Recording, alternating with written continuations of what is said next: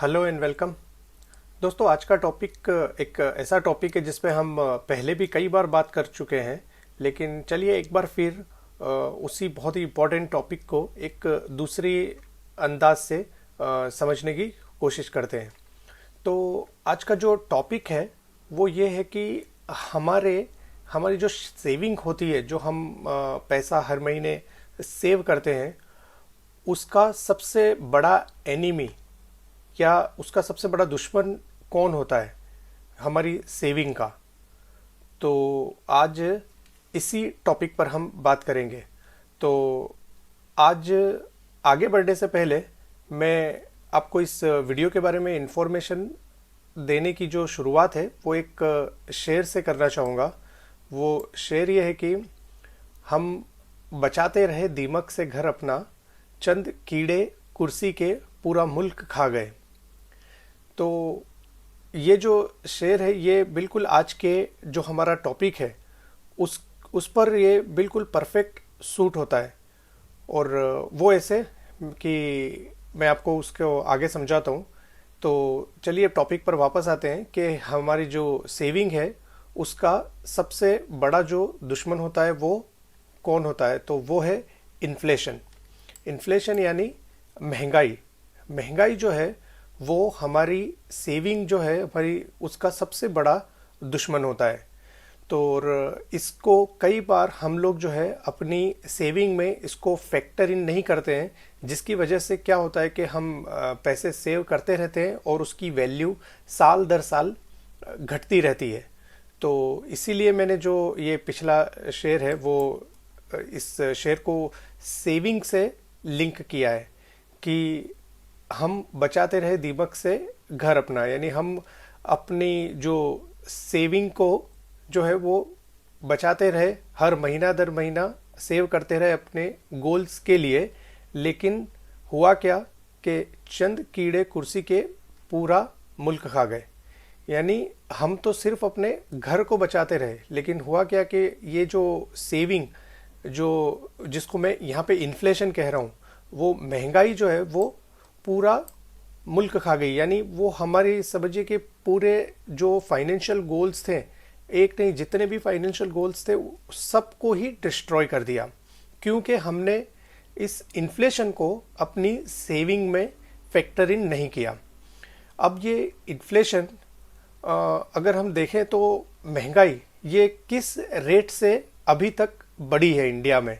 तो ये देखिए आप 1981 से 2025 तक के जो ये नंबर्स हैं, ये आप देख सकते हैं कि हर साल 1983 से महंगाई किस रेट से बढ़ी है। तो देखिए आप हर साल ये पहले 9%, 6%, 8%, एक भी साल ऐसा नहीं है जब कि महंगाई घटी हो।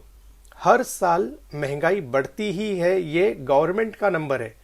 यानी आप गवर्नमेंट जब ये बोल रही है कि महंगाई 4%, 6%, 13%, 10% बढ़ रही है, तो आप ये सोच सकते हैं, आप ये एज्यूम कर सकते हैं कि डिफरेंट डिफरेंट सेक्टर्स में ये महंगाई इससे भी ज़्यादा बढ़ी होगी।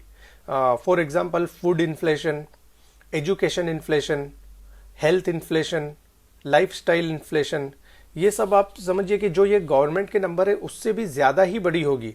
लेकिन चलिए अगर हम इन्हीं नंबर को भी अगर एज्यूम करके चलें तो आप देख सकते हैं कि हर साल महंगाई बढ़ी है।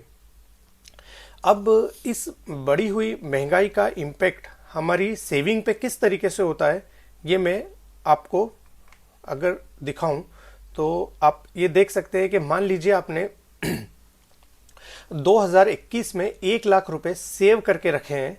आपने भले अपने लॉकर में रखे हों या आपके बैंक अकाउंट में रखे हों, और महंगाई की जो रेट है, इन्फ्लेशन को हम 6% एज्यूम करें, तो आप देखेंगे कि आने वाले 20 सालों में 2041 में इन 1 लाख रुपए की जो वैल्यू है वो 29,000 रुपीज़ रह जाएगी। अब ये इन टर्म्स ऑफ अमाउंट तो ये 1 लाख रुपीज़ ही रहेंगे, लेकिन इनकी जो वैल्यू है वो 29,000 रुपीज़ की रह जाएगी। वो क्यों? क्योंकि महंगाई हर साल 6% से बढ़ रही है। जैसे मान लीजिए कि अभी कोई भी एक ग्रोसरी का आइटम है जो 100 रुपए का आता है, तो 1 साल बाद वो 106 रुपए का आएगा। 2 साल बाद वो 112 रुपए का आएगा। यानी आपको सेम आइटम के लिए 2 साल बाद 112 रुपए खर्च करने पड़ेंगे, जबकि आपने फॉर एग्जाम्पल 100 रुपए सेव करके रखे हैं। तो वो अमाउंट में 100 रुपए रहेंगे, लेकिन आपको सेम ग्रोसरी का आइटम नहीं मिलेगा। आपको 12 रुपए से वो आइटम, 12 रुपए के आइटम कम हो जाएंगे। तो इसी तरह अगर हम इसको 20 साल में कैलकुलेट करें तो आपके 1 लाख रुपए की जो वैल्यू है, उसकी जो पावर है, वो सिर्फ 29,000 रुपीज़ रह जाएगी। ये तो हमने जब 6% इन्फ्लेशन कैलकुलेट किए तब। अगर हम इस इन्फ्लेशन को अगर हम इस इन्फ्लेशन को 8% या इससे ज़्यादा 10% तक अगर एज्यूम करेंगे तो आप सोच सकते हैं कि इसकी वैल्यू और भी कम हो जाएगी। तो ये एक ऐसा फैक्टर है दोस्तों जो हम लोग अपनी सेविंग में फैक्टर इन नहीं करते हैं, और इसका इम्पैक्ट जो है आने वाले सालों में हमें दिखाई देता है।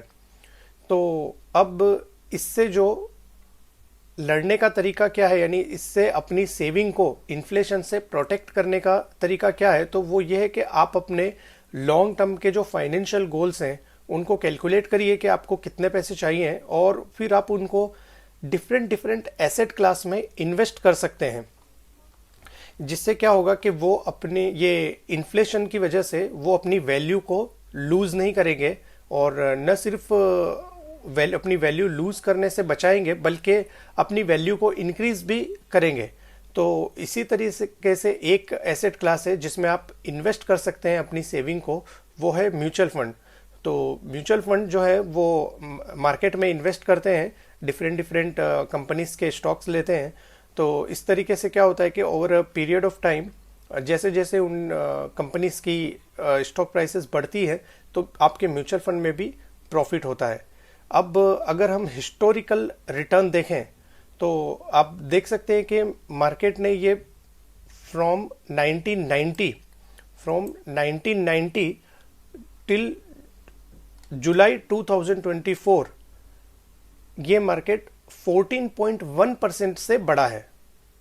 अभी हमने यहाँ पे इन्फ्लेशन कितनी एज्यूम की, 6%, लेकिन अगर आपने ये पैसे इन्वेस्ट किए तो हिस्टोरिकली ये मार्केट किस रेट से बढ़ा है, 14.1। यानी आपके किए गए इन्वेस्टमेंट ने न सिर्फ इन्फ्लेशन से अपने आप को प्रोटेक्ट किया है बल्कि अपनी वैल्यू को ग्रो भी किया है। तो इसलिए ये आप ये सब समझिए कि इन्वेस्ट करना हमारे लिए एक चॉइस या ऑप्शन नहीं है, ये इट्स लाइक अ कंपल्सरी है हमारे लिए। क्योंकि अगर आप इन्वेस्ट नहीं करेंगे तो इसका मतलब कि आप अपने बचाए हुए पैसों की पावर को घटा रहे हैं। तो इट्स लाइक अ मैंडेटरी, ये एक मजबूरी है इन्वेस्ट करना। अगर मैं इसको और किसी तरीके से अगर आपको समझा सकूं तो ये हमारी मजबूरी हो चुकी है कि हम इसको इन्वेस्ट करें। अब अगर मैं आपको इन्वेस्ट करने के बाद इसको नंबर्स में अगर आपको मैं शो करूं तो मान लीजिए कि अगर आप ये म्यूचुअल फंड में, इक्विटी म्यूचुअल फंड्स में अगर इन्वेस्ट करते हैं तो वैसे तो हिस्टोरिकली आपको 14.1% का रिटर्न आया है, लेकिन क्योंकि ये रिटर्न जो है ये कंसिस्टेंट नहीं होता है। ये आप देख सकते हैं किस तरीके से ये मार्केट परफॉर्म करता है कि ये बढ़ता है फिर गिरता है, बढ़ता है गिरता है। तो हम इसको 14.1% एज्यूम नहीं करेंगे, हम इसको अगर 12% से ही गिने तो जो 1 लाख रुपए आपके 20 साल बाद जिनकी वैल्यू 29,000 रुपीज़ रह गई थी, वो अगर हम 12% का रिटर्न एज्यूम करें तो वो 1 लाख रुपए 20 साल बाद 9,64,000 हो जाएंगे। आप सोच सकते हैं कि कहाँ जो आपके 1 लाख रुपए 29,000 की वैल्यू रख रहे थे वो बढ़ के 9,64,000 हो गए। तो यानी कि इन्होंने अपने आप को सिर्फ इन्फ्लेशन से नहीं बचाया है बल्कि बढ़ाया भी है। लेकिन वहीं क्योंकि ये थोड़ा सा एक रिस्की इन्वेस्टमेंट होता है, क्योंकि ये ओवर पीरियड ऑफ टाइम ये वॉलेटाइल होता है लेकिन लॉन्ग टर्म में बढ़ता है।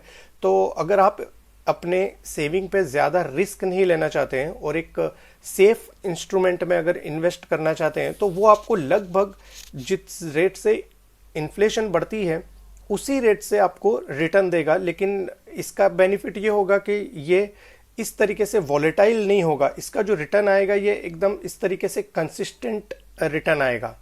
तो अगर उस रेट से भी आप गिने तो वो 6% जो इन्फ्लेशन है उतना ही रिटर्न अगर हम कैलकुलेट करें तो आपके 1 लाख रुपए की वैल्यू 20 साल बाद 3,20,000 रुपए हो जाएगी।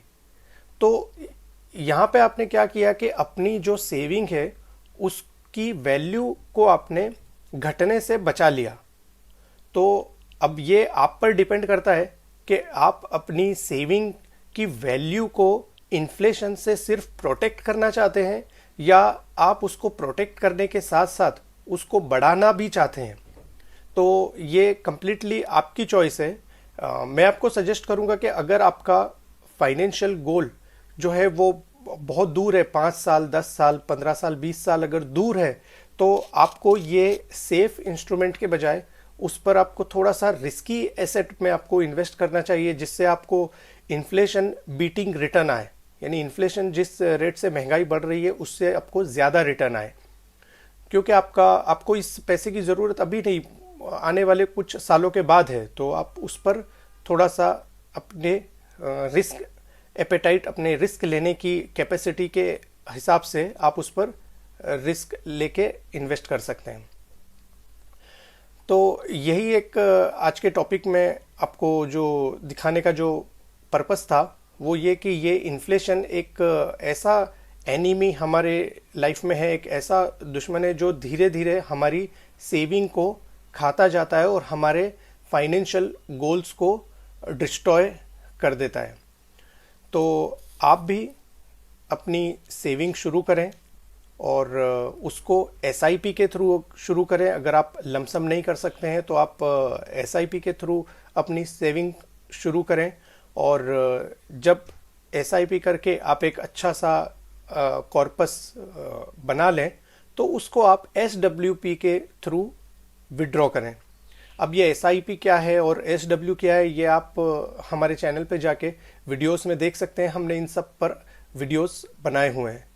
तो आपको हम यही सजेस्ट करेंगे कि एसआईपी के थ्रू इन्वेस्ट करें और एसडब्ल्यूपी के थ्रू विड्रॉ करें और टेंशन फ्री लाइफ जिएं। अगर एसआईपी या एसडब्ल्यूपी शुरू करने में आपको किसी भी तरह की कोई भी दिक्कत है तो हम सिर्फ एक फ़ोन कॉल दूर हैं। हमारी कॉन्टेक्ट डिटेल्स अगर आप ये क्यूआर कोड को स्कैन करेंगे तो पा सकते हैं, और वीडियो के डिस्क्रिप्शन में हमने लिंक भी दिया है, वहाँ से भी आप हमारी कॉन्टेक्ट डिटेल पा सकते हैं। बाकी आगे आपकी लाइफ है, आपका फ्यूचर है और आपके पैसे हैं। सही डिसीजन लेके सही तरीके से सही जगह पे इन्वेस्ट करें। Thank you.